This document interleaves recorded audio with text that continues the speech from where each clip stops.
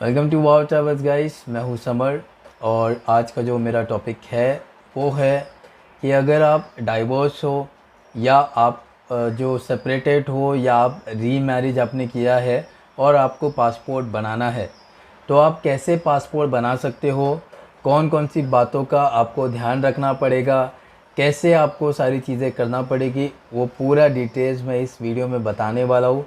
तो जल्दी से इस वीडियो को स्टार्ट करते हैं। स्टार्ट करने से पहले अगर आपने मेरे चैनल को सब्सक्राइब नहीं किया है तो प्लीज़ मेरे चैनल को सब्सक्राइब करो।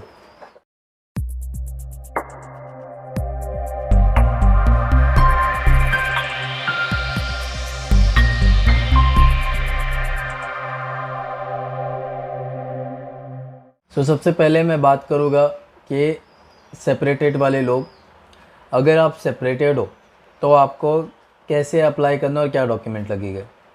तो अगर सेपरेटेड में दो कैटेगरी आती है। एक है कि आप जो है आपके हस्बैंड कहीं और रहते हैं और आप कहीं और रहते हैं, आप दोनों के बीच में जमती नहीं है, आपने ना कोई डाइवोर्स का केस फाइल किया है, तो ये केस में आप सेपरेटेड होते हो।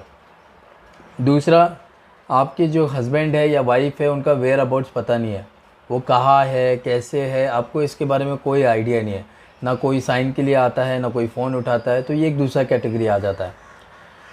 जब आप सेपरेटेड जो है आपका एप्लीकेशन अप्लाई करते हो, जब आप ऑनलाइन फॉर्म भरते हो, तो एक गलती आपको बिल्कुल नहीं करना है कि सिंगल जो है वो नहीं बताना है। अगर आप सिंगल बताओगे तो दो प्रॉब्लम आपको आ सकती है। एक कि अगर आपके बच्चे हैं और बच्चों का आपको फ्यूचर में पासपोर्ट बनाना होगा तो आप वो चीज़ नहीं कर पाओगे, क्योंकि पासपोर्ट ऑफिस में आपका record as a single person आ गया होगा और जब आप बच्चे का पासपोर्ट बनाने जाएंगे तो पासपोर्ट ऑफिस इस पे ऑब्जेक्शन रेज़ करेगा कि इस टाइम पे इस बच्चे का एज जितना था और आपने जो उस टाइम पे आपका पासपोर्ट बनाया है वहाँ पे सिंगल दिखाया है, तो आपको सिंगल बिल्कुल नहीं दिखाना है। दूसरा केस ये रहता है कि अगर आपने सिंगल बताया और पुलिस वालों को पता लगा गलती से भी कि आपने जो है गलत इन्फॉर्मेशन भरी है, गलत आपने दिखाया है, तो आपको 5,000 रुपये का पेनल्टी लगेगा पासपोर्ट ऑफिस में, प्लस आपका पासपोर्ट भी नहीं आएगा। ये दो चीज़ें आपको याद रखना है। अब सेकंड केस है डाइवोर्स। डाइवोर्स में एक चीज़ आप याद रखो, अगर आप डाइवोर्स दिखा रहे हो तो एज़ पर द रूल जो 2016 में रूल आए पासपोर्ट ऑफिस के, वहाँ से आप जो है डाइवोर्स अगर हो तो भी कोई डॉक्यूमेंट की ज़रूरत नहीं है, और आप सेपरेटेड हो तो भी कोई डॉक्यूमेंट की ज़रूरत नहीं लगती है as per the passport rule. But इसमें एक जो स्किल है, जो चीज़ है जो आपको समझना है, वो आप अच्छे से दिमाग में रख लो कि अगर आप डाइवोर्स दिखा रहे हो तो आपको जो है आपका डाइवोर्स का जो स्टेटस है, अगर आपके पास में डाइवोर्स का कॉपी है, उसमें दो नोटराइज एक आता है जो आप कोर्ट से 500 रुपीज़ या 100 रुपीज़ के स्टैम्प पेपर पे बनाते हो, और दूसरा होता है कि आप प्रॉपर रजिस्टर्ड करते हो, 6 महीने का म्यूचुअल कंसेंट जो है कोर्ट आपको देता है।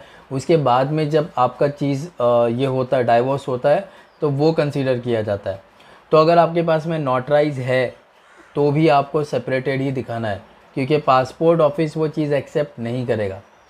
अब आप बोलोगे कि जब डॉक्यूमेंट्स लग ही नहीं रहे तो क्यों ये सब चीज़ों की ज़रूरत है। तो अगर आपके पास डॉक्यूमेंट है, डाइवोर्स है, तो आप डाइवोर्स करके ही दिखाओ। अगर आपके पास में नोटराइज है तो आप सेपरेटेड दिखाओ।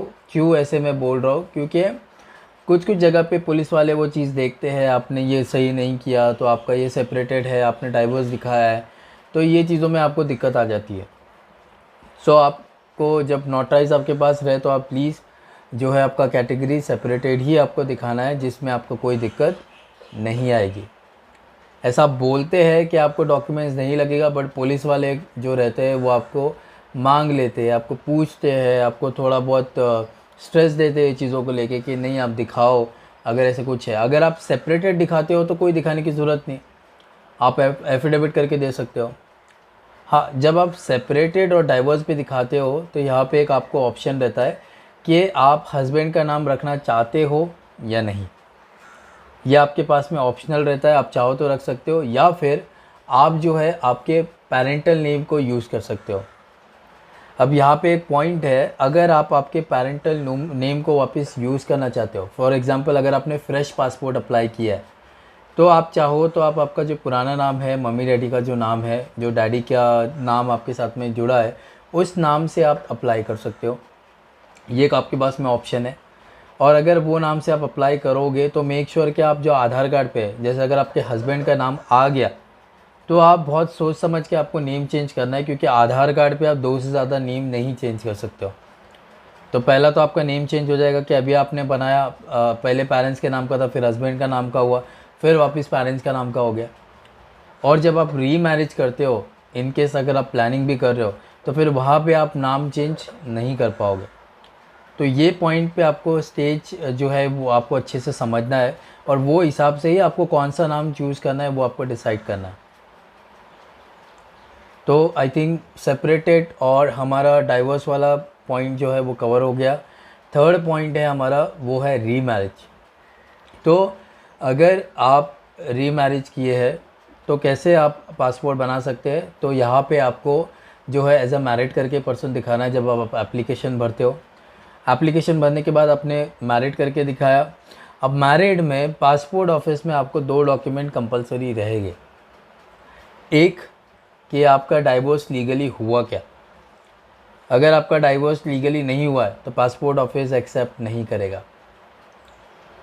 डाइवोर्स कॉपी जो है वो रजिस्टर्ड होना चाहिए, वो लगेगा। प्लस आपका करंट वाला जो आपका शादी हुआ है वहाँ पे एक तो मैरिज सर्टिफिकेट लगेगा, या फिर आपको ये देना पड़ेगा, अपने एफिडेविट देना पड़ेगा। ये 2 ऑप्शन आपके पास होते हैं।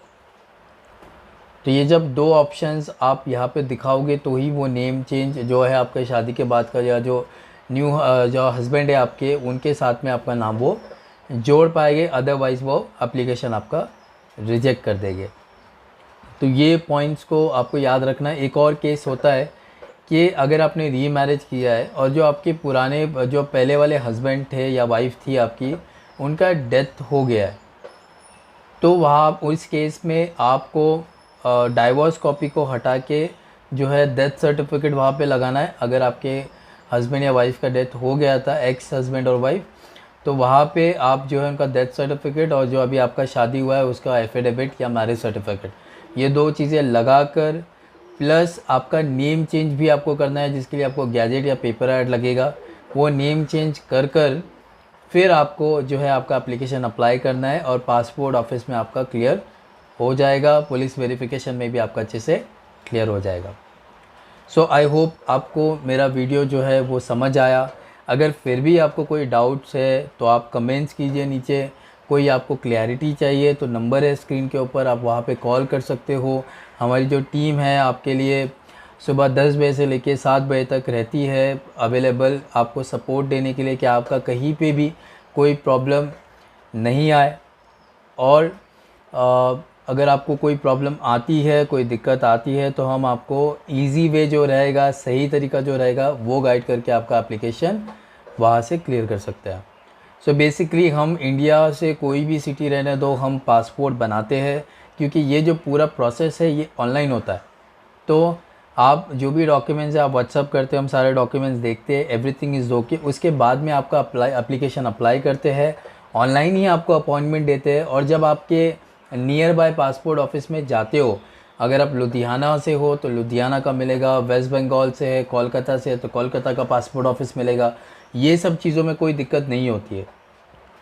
तो वहाँ पे क्या रूल चलते हैं, वहाँ पे क्या दिखाना रहता है, ये सारी चीज़ें हमको पता होती है। तो हम उस हिसाब से आपको गाइड करते हैं और आपको सही तरीके से आपका एप्लीकेशन जो है आपको बिना कोई दिक्कत के पासपोर्ट आपको मिल जाता है। सो ये था मेरा complete video. Thanks for watching this video. अगर आपको वीडियो अच्छा लगा तो प्लीज़ लाइक करो, सब्सक्राइब करो इस चैनल को, and keep supporting me like this. मैं जल्दी ही आपको मिलूँगा with my next video. Bye guys.